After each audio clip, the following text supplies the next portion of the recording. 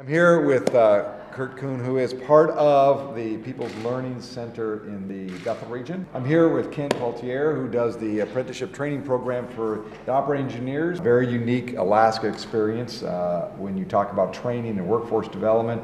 Today we had a great group of people from all across the country, including yourself and others, as well as several senators. And tell me kind of what your center does, but also the unique challenges you have on workforce development.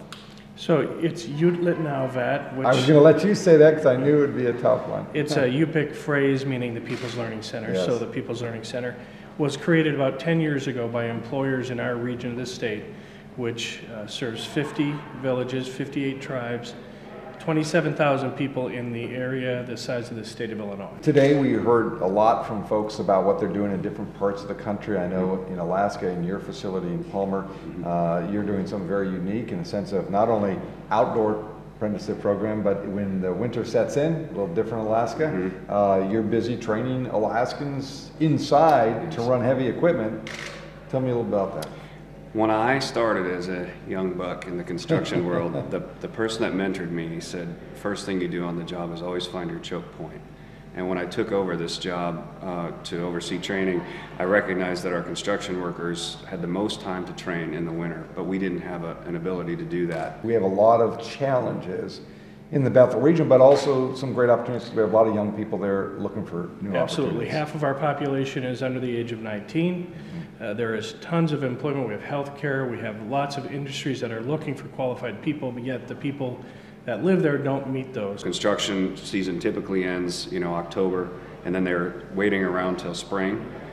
So we built a 16,000 square foot indoor heavy equipment training arena with a very elaborate air exchange system. We've been created to work with people in the region to get them competent to work in the jobs, whether it's we're opening a nursing home, so certified nurse assistant, personal care attendant, that type of training directly with the employers, directly to work. Some in apprenticeship, some through help with universities, some in other types of training. We did paving training in December with a foot of snow outside, 15 below. We do everything from career guidance, where we travel to the villages. We do permits, because driving permits, you wouldn't think of it, but there are no roads, people don't have them, yet employers want driver's license. Right. In remote Alaska, a permit works as a license. And in remote Alaska, people say, a driver's license, why do I need that? Right, but unfortunately, if you're going to work for the school district or the clinic, you may need to make trips to the airport to pick up supplies or equipment, and they have vehicles and you need a license to drive them. So those are those barriers to employment people don't often think of, that we start at the very basic. They all end up working, right? Yes.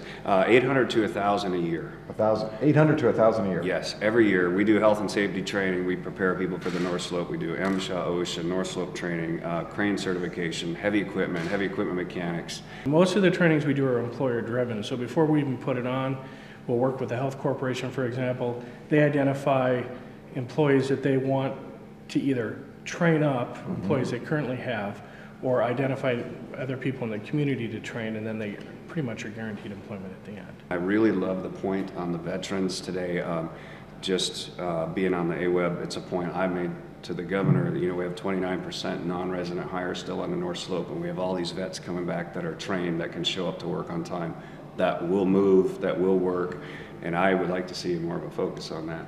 We direct indenture from helmets to hard hats and hero to hire into our apprentice program. Today the meeting was really interesting and exciting to see all the different things going on, and I didn't really pipe up much because it's very different in our, we call it uber rural, where I didn't know that a lot of things might apply in different areas. So. I think you would have been amazed whenever we have Alaskans here. As chair of the committee, I always have Alaskans present or participate, and when we talk about rural, I always like to bring Alaskan kind of extreme rural. Yeah. And what's unique is some of the experiences we're doing can translate. We do a lot of outreach training too. It's not just unions. We do women in the trades. We do stuff for Denali. We do a lot of outreach pipeline training, trying to recruit and keep folks in Alaska. We put about $1 million a year in the Valley community just running that training facility. So bottom line is putting Alaskans to work. Putting Alaskans to work.